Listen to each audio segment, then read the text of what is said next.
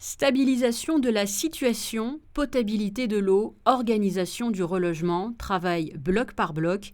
Les problèmes survenus au sein de l'ensemble domanial des Jardins d'Apolline nécessitent ces 4 grands axes d'action. Des coupures d'eau sont programmées cette semaine afin de finaliser les opérations de repotabilisation. À l'issue, des prélèvements seront effectués pour s'assurer de cette potabilité, envisagée donc à très court terme, en vue d'une levée des recommandations sanitaires fixées au mois de juin.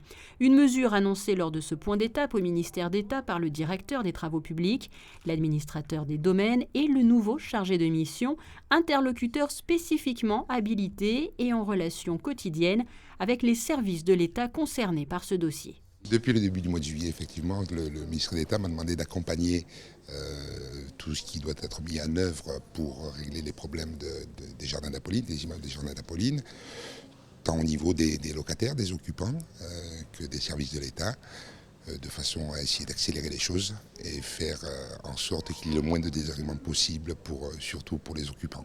Je suis déjà allé à la rencontre des résidents. J'en ai vu beaucoup, j'ai vu des commerçants également de cet ensemble qui s'inquiètent pour l'avenir, à savoir comment ça va se passer.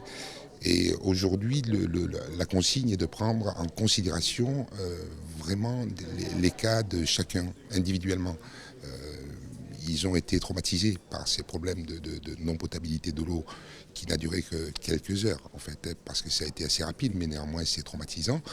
Et puis pour certains qui vivent dans des appartements où il y a de l'humidité, il y a des moisissures, où les services de la DAS disent que où il y a des enfants en bas âge, c'est pas recommandé de les laisser en place. Donc franchement, il faut que je rencontre chaque locataire, chaque occupant, un à un, et je suis bien déterminé à le faire. Et l'avenir s'organise justement dès aujourd'hui. Il a d'ailleurs été rappelé à plusieurs reprises que l'État ne reculerait devant rien pour réhabiliter les Jardins d'Apolline. Les travaux impliquant les relogements débuteront début 2018, après la réalisation d'une cartographie de l'humidité. Il fallait décider du mode d'opérer. Le mode d'opérer qu'a choisi le gouvernement est de refaire la totalité des appartements, à savoir vider du second œuvre tous les locaux, arriver à la dalle, aux gros œuvres, et puis le tout reconstruire. Bon, pour ce faire, ça va être par bloc. Il va être difficile de faire 237 appartements à la fois. Donc la décision a été d'attaquer bloc par bloc. Et en attaquant par le bloc qui serait aujourd'hui le plus affecté, le plus touché. D'ici quelques jours, nous connaîtrons le bloc. Suite à cela, il va falloir trouver autant d'appartements, ça va être une 60aine que besoin, si possible en ville.